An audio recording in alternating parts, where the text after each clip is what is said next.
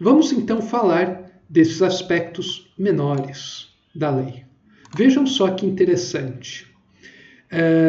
Tudo bem. A gente tem aqui o seguinte. Lembrem-se dos princípios das unidades coletivas que o modo de ser, cujo modo de ser é um organismo de formas. Já os ciclos múltiplos, que a gente estudou muito nos TTMFs, se diz respeito a um organismo de forças. São forças que fazem aquelas trajetórias se dar daquela maneira. Então, existem forças causando uma trajetória.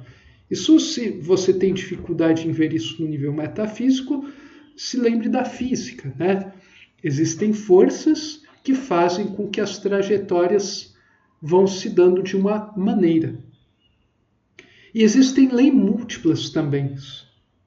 A gente tem múltiplas leis, que na verdade são aspectos dessa lei única.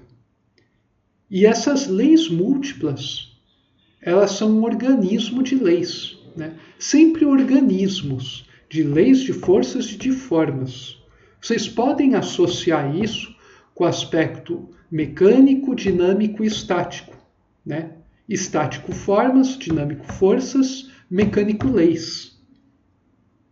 Que de certa forma vocês podem relacionar com matéria, energia e espírito. Não estou falando que são sinônimos, mas estão associados. Então, vejam só. Se eu pegar o princípio das unidades coletivas, equilibrando, eu tenho o princípio da diferenciação. Vocês se lembram que eu já comentei sobre isso, certo? A lei do equilíbrio, ela é bipartida, como se fosse uma moedinha, tem uma grande moedona, digamos assim, Tudo aqui é metafórico, tá? Não entendam ao pé da letra. Uma grande moedona, que daí você pode dividir ela em várias moedinhas, essas leis, e daí uma dessas moedas, menores, é essa lei do equilíbrio.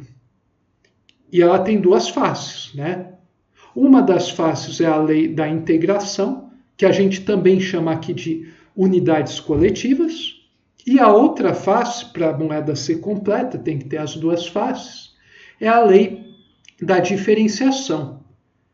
Então, diferenciação leva à dispersão. A unidade coletiva, leva à integração dessas coisas diferenciadas. Mas só integrar e manter tudo num nível faz com que você não gere o movimento evolutivo, as diferenças, seres diferenciados. Ao passo que se você só ter seres cada vez mais diferenciados sem uma integração, vai te levar à dispersão. Então você precisa ter esses movimentos de diferenciação, que leva à dispersão, e depois de unificação, que trava um pouco essa evolução, mas permite que haja uma coesão. Sempre coesão em níveis mais altos e diferenciações mais elaboradas. Então essas duas leis estão operando concomitantemente a todos os momentos e formam o aspecto da lei do equilíbrio. É preciso que vocês entendam isso a fundo para conseguirem se maravilhar com as coisas sendo apresentadas aqui. Bom, tem uma fala do Pedro Orlando que é muito interessante. Se a lei das unidades coletivas não fosse equilibrada por um princípio oposto, o todo tornar-se-ia homogêneo e igual em todas as direções e sentidos. Perderia, portanto, seu caráter orgânico, pois não é possível organizar coisas iguais, pois são indistinguíveis entre si. Se você tem um ambiente totalmente homogêneo, você tem, por exemplo, você entra num lugar, tem poeira uniformemente distribuída em todos os cantos, no teto, na parede, no chão, mas está tudo uniformemente. Você não consegue organizar uma coisa desse tipo. Você consegue deixar as poeiras tudo num canto, mas você não consegue, de fato, organizar algo que é totalmente homogêneo. Você não consegue trabalhar com processos e organização dentro de uma empresa, por exemplo, se todas as pessoas são exatamente do mesmo tipo, né? Imagine um lugar, né, um time de futebol onde você só tenha zagueiros, ou só goleiros, ou só atacantes, ou só meio de campos. Não tem sentido, né? Imagine um grupo de pesquisa, né, que esteja pesquisando coisas acerca da consciência, como ela surge, só composta de físicos teóricos, ou só composta de neurocientistas, ou só de filósofos, ou só de psicólogos, ou só de teólogos, ou só de químicos, ou por aí vai. Na verdade, você precisa desse conjunto de profissionais para você organizar o estudo daquele objeto central, né, que é consciência. Então, você só consegue organizar coisas onde existe heterogeneidade, elementos diferenciados. Você não consegue criar uma orquestra, né, criar uma sinfonia, né, com uma orquestra onde só tem flautista transversal, que ainda toca do mesmo jeito, ou violinista, né, ou violonchelista, ou por aí vai, né? Você não consegue. Você precisa ter vários, né, músicos diferentes, com instrumentos diferentes, de classes diferentes de instrumentos, né, para você começar a organizar as coisas. Você precisa ter diferenciação para conseguir fazer algum tipo de organização, de obter uma ordem, né? Senão você vai ter uma coisa monotônica, né, sem graça, e por aí vai. Então, é isso que está sendo dito aqui. Você precisa ter alguma coisa que te dê uma orientação, que vai te dando diferenciações, né? Porque se tudo é igual, né, se avança em todas as direções e sentidos da mesma maneira, você não anda para lugar nenhum, né? Então, isso é uma outra maneira de ver homogeneidade, né? Uma homogeneidade num aspecto dinâmico, né? E não no aspecto estrutural, de formas, né, de composição. Então, a homogeneidade você tem um equivalente também para orientação, né, e inclusive para as ideias. Daí ele continua. A finalidade da evolução é, por conseguinte, a busca da unidade na pluralidade e do determinismo coletivo sem prejuízo do livre individualismo. Busca de unidade na multiplicidade fenomênica, no aspecto unitário. Quer dizer, quem fala muito a respeito disso é Huberto Roden. Huberto Roden fala muito da maravilha da palavra universo. Unidade na diversidade. Universo. E é uma palavra que vem do latim, e é uma palavra muito interessante, né? Você pode ter um altíssimo nível de diferenciação num grupo e ainda assim manter um aspecto fortemente unitário. Quer dizer, todo mundo está antenado com o objetivo supremo da organização do grupo, né? E, portanto, as relações vão ser das melhores possíveis. Agora, num ambiente onde você tem uma ou dois elementos de centenas que percebe o aspecto unitário ao qual o grupo está sujeito e os outros não percebem, as coisas não vão funcionar, né? Esses um ou dois elementos vão ter percebido qual vai ser o destino da organização, como ela deveria se organizar, só que os outros, não vendo isso, vão ignorar essa visão e não vão se associar da maneira correta porque eles não veem o telefinalismo da existência deles, o real propósito do grupo existir, né? E esse é o drama, né, do gênio, do santo, dos heróis, né? Esse é o drama do ser que está num nível evolutivo superior, que ele já enxerga as coisas, né, mais a fundo. E enquanto os outros não enxergam e ficam sofrendo por causa disso, sem perceber a causa de seus sofrimentos, né? E o interessante aqui, né, é que ele entra com essas duas coisas, unidade e pluralidade, por um lado, e determinismo maior, né, ou coletivo, e liberdade individual. Coisas que até hoje a gente acredita em larga medida que são inconciliáveis.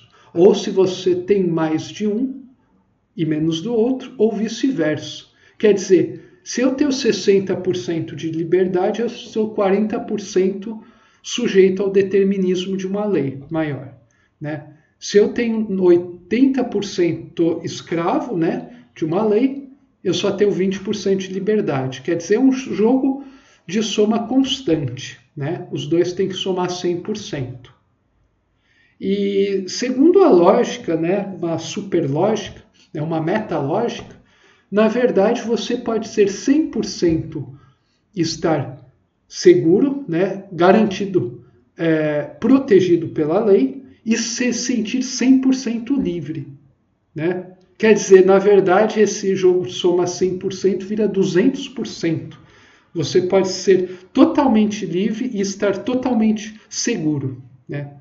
Sendo que a lógica atual é uma lógica, um jogo de soma 100%, né? Eu ia falar soma zero, mas eu vou adaptar isso da teoria dos jogos para 100%. É um jogo de 100%. E um pouco mais de uma redunda na redução de outra e vice-versa. Então você tem aquela relação que você pode descrever por uma hipérbole, né? É um famoso trade-off na engenharia. Se você tem mais disso, você implica em ter menos daquilo, ou vice-versa. Você não pode ter muito dos dois. Só que o que uma pessoa que atingiu um nível de superconsciência, né, percebe é que, na verdade, você pode ter mais de um e de outro simultaneamente. O que dá a ideia de uma linha reta, né, as duas coisas subindo em proporção. Você vai tendo mais de um e do outro por causa desse um. Algo que vai totalmente contra a lógica do intelecto, né? Quem fala muito a respeito disso de uma maneira bonita é o Huberto Roden. O Pietro Baldi, na obra dele, fala disso, né, de uma maneira também bonita, mas isso está implícito, na verdade, na obra. Não está explicitado. Apesar de que aqui na grande síntese a sua voz até tenta, até revela, né, de uma forma mais lógica, científica, do como isso é possível.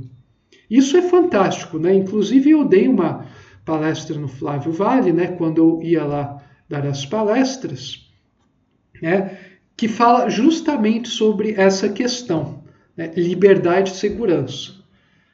Eu vou colocar aqui na descrição do vídeo o link para essa palestra, que eu mostro até para o gráfico, eu fico discorrendo sobre ele, né? Eu, inclusive, contraponho o Zygmunt Bauman com a lógica do nosso mundo, né, mundana, e o Pietro Baldi com uma lógica hiperlógica, né, muito acima, né, dessa lógica racional, que vai ser visto como algo ilógico até, né? Mostrando que, na verdade, não se trata de uma escolha infeliz, onde eu sempre vou ter perdas e ganhos, mas eu posso só ter ganhos contanto que eu tenha expandido a minha consciência até tal grau que eu consiga resolver esse problema, né?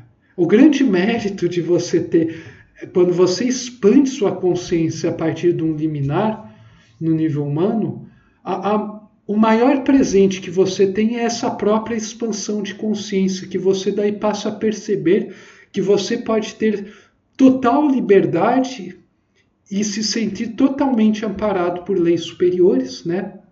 Ou seja, se sentir totalmente seguro, sem a necessidade de nenhuma segurança, de blindar seu carro, de se proteger com senhas, de garantir mecanismos legais para se garantir e tudo mais. Você não precisa disso. Se você está totalmente antenado à lei máxima, está trabalhando em prol dela, você não precisa se preocupar com mais nada dessas preocupações toscas, mesquinhas, mundanas, que hoje eu vejo com muita clareza. Eu percebo com uma clareza a estupidez, perdoe-me aqui, mas é uma verdadeira pequenez do intelecto, essa coisa de querer se garantir, né? Eu vejo muito, né? As pessoas agem a todos os momentos governados por esse tal de eu preciso me garantir, né? De uma maneira muito sofisticada. E é isso que coloca tudo a perder na vida de cada um.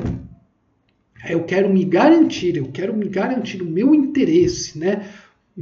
Mesmo o espiritualista, né, que pensa assim, não é um verdadeiro espiritualista, é um espiritualista bagaceiro, né, nas palavras do Mário Schweder, um espiritualista falso, né, na verdade uma pessoa que está orientado pela e para a matéria, né, não por e para o espírito, né, que no fundo significa estar orientado para o alto, né, para a ascensão, se mantendo integrado, é claro.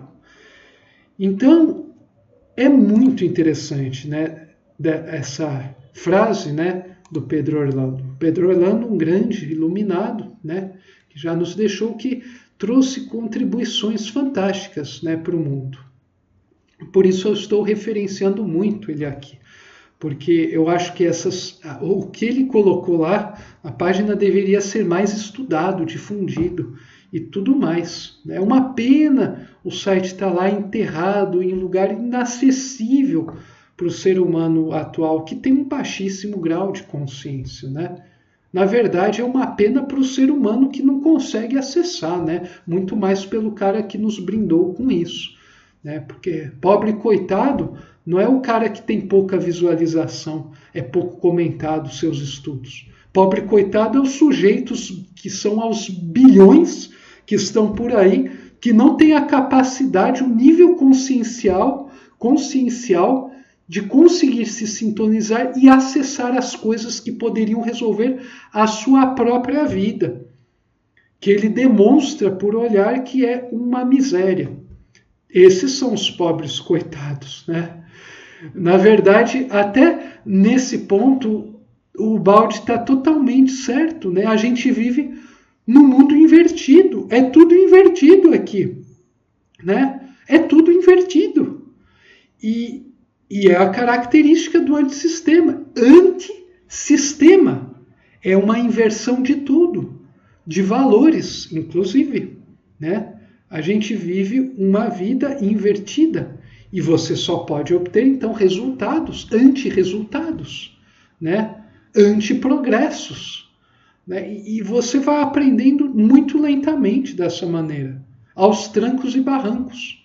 A humanidade só evoluiu, e lembrem-se dos meus primeiros vídeos lá, quando eu falei de tentativas e erros, que agora vai começando a vir à tona. A humanidade só consegue evoluir, que a humanidade progride, eu falei, né? Para ver como eu não me contradigo. Mas ela só vem progredindo até hoje por muito sofrimento, muita dor. Ela tenta todos os caminhos errados, se arrebenta, quase se destrói, só não se destrói porque existe algo mais profundo a conduzindo, e daí ela começa lentamente a adotar princípios superiores de forma muito leve, para garantir que ela vá subindo de forma um pouco mais ordenada. Mas a gente sempre quer seguir todos os caminhos errados antes de escolher o certo. É porque a gente não tem a percepção da lei. É muito fácil, muito simples, né? E é engraçado isso, porque quando você enxerga e vai enxergando cada vez mais a fundo, você não tem pessoa com quem conversar sobre isso, sendo que isso resolveria o problema da vida de todo mundo, né? Tudo na vida, se vestir com essa visão, né, resolve. Adaptado a cada realidade, claro. Mas o princípio é esse. Né? A lei é essa.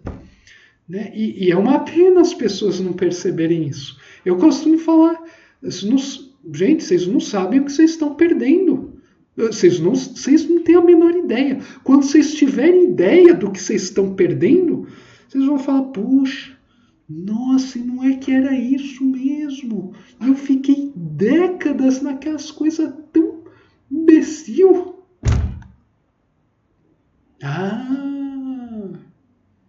Então, assim, por isso eu falo, as coisas que eu estou colocando aqui é para o futuro, né? Na verdade, eu estou muito repassando coisas, mas eu já estou elaborando coisas para acrescentar, para aprofundar e até expandir, né, para o futuro. né? Porque assim, hoje em dia a humanidade está passando pelo último espasmo, né? Aquela última investida do antissistema para tentar dominar as coisas, né? Como a última ofensiva nazista nas Ardenas, né? Para tentar reverter uma coisa que não dava para reverter.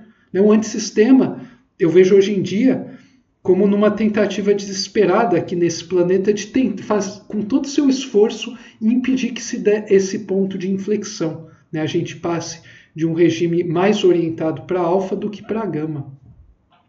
Essa é a transição pela qual a humanidade está passando hoje em dia. E por isso todas essas coisas que estão sendo colocadas aqui são de importância central para a humanidade. Assim como tudo que está alinhado a isso aqui, de uma maneira ou de outra. Bom, no próximo vídeo continuaremos falando muito a respeito dessas leis universais.